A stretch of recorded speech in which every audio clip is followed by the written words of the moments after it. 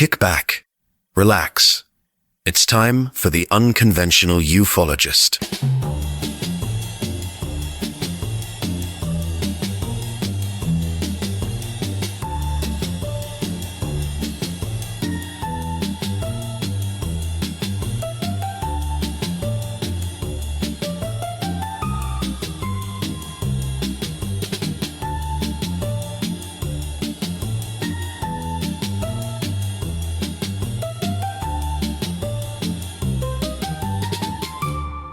Hi, I'm Steve Yarwood and welcome to the Unconventional Ufologist podcast.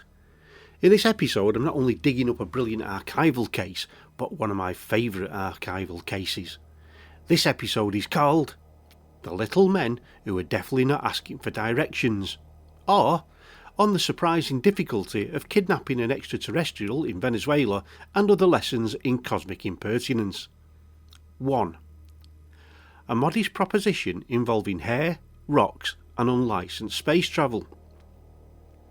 It's a profoundly underrated feature of the human condition that when faced with something utterly inexplicable, say a glowing orb hovering 6 feet above a quiet country road in the dead of night, gently bobbing like a boy in the cosmic bathtub, most people will default to one of two impulses. Either A, run like hell, or B, try to take it home. Gustavo González, a 25-year-old Cuban businessman then residing in Venezuela, belonged firmly, if fatefully, to the second camp. Now, to be fair, Gustavo was not entirely without excuse. He was, by all accounts, a serious, hard-working man.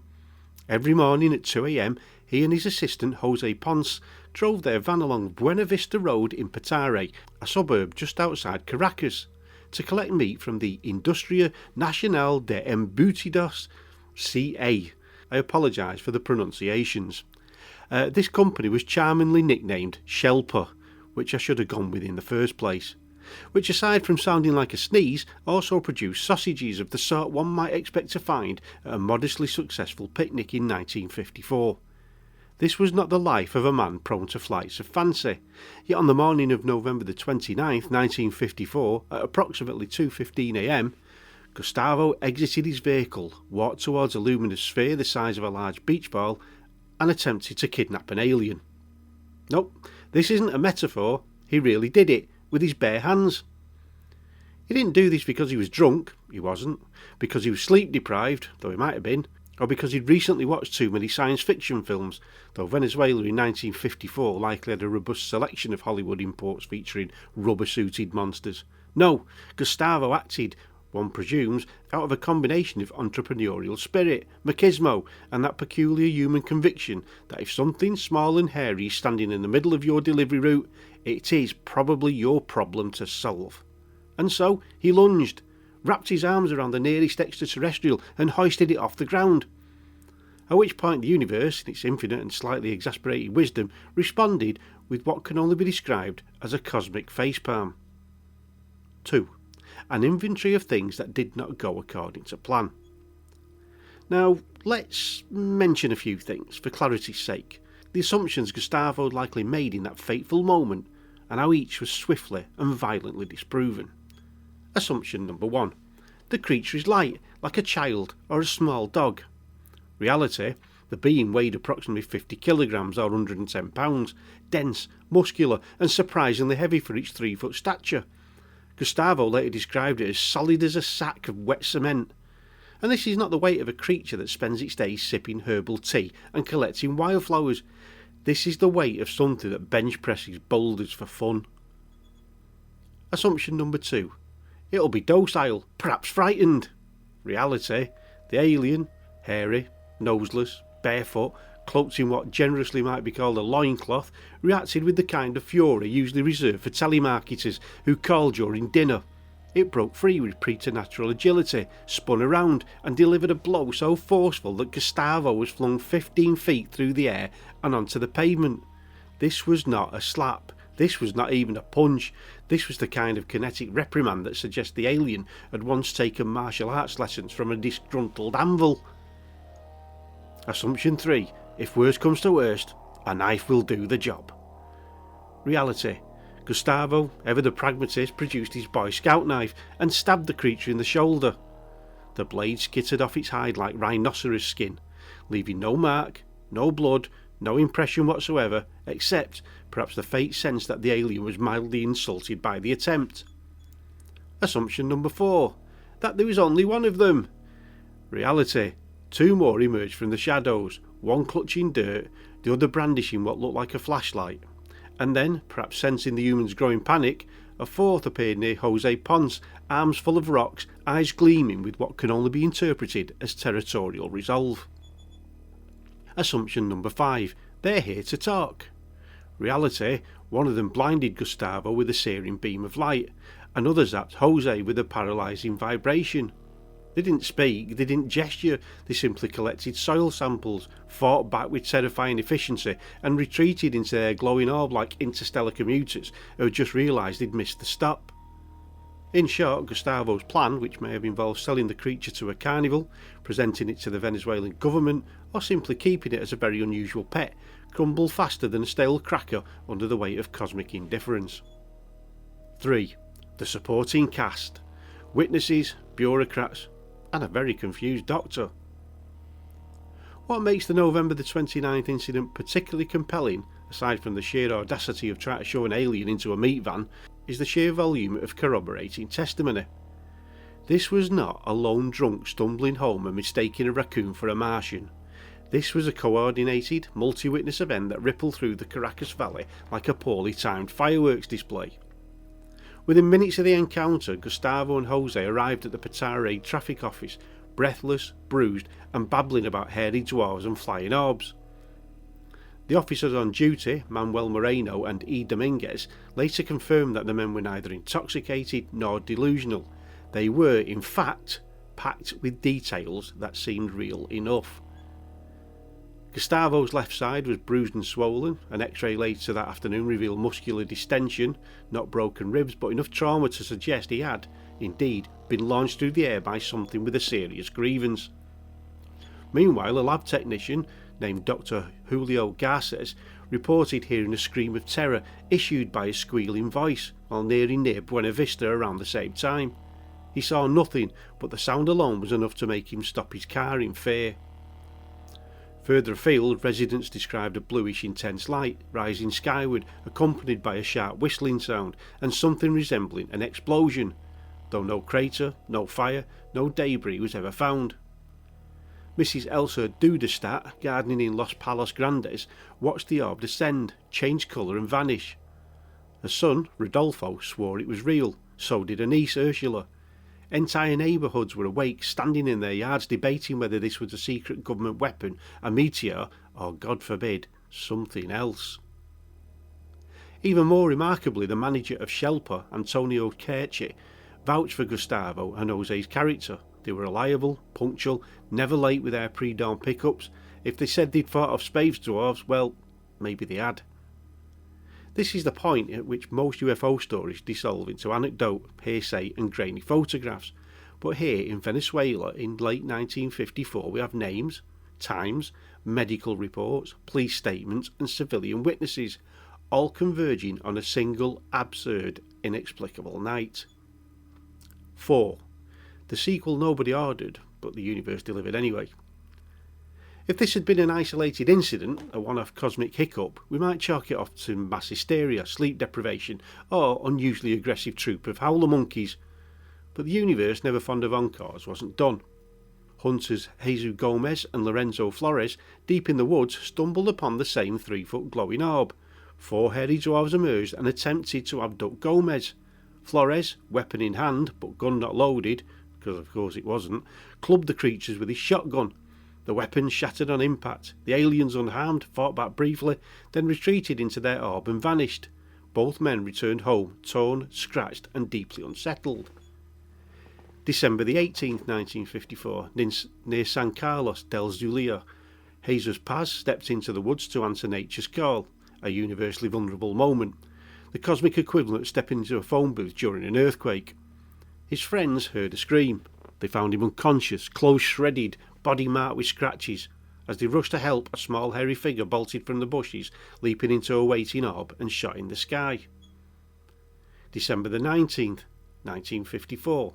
In Valencia, jockey Jose Parra saw 6 of the creatures loading rocks onto a disc-shaped UFO.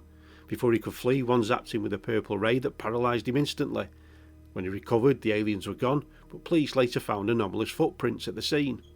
And then, retroactively unearthed, way back 7 months, April the 10th, 1954, Emilio Martinez, hunting near Caracas, was chased by 2 monkey-like humanoids.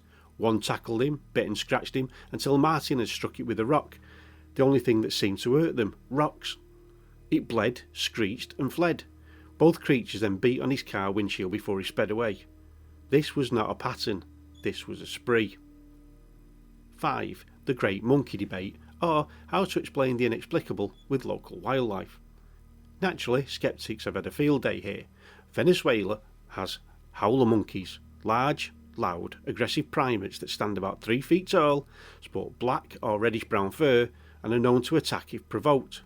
Could Gustavo have mistaken a foraging monkey for an alien? Could the glowing orb simply have been headlights reflecting off fog?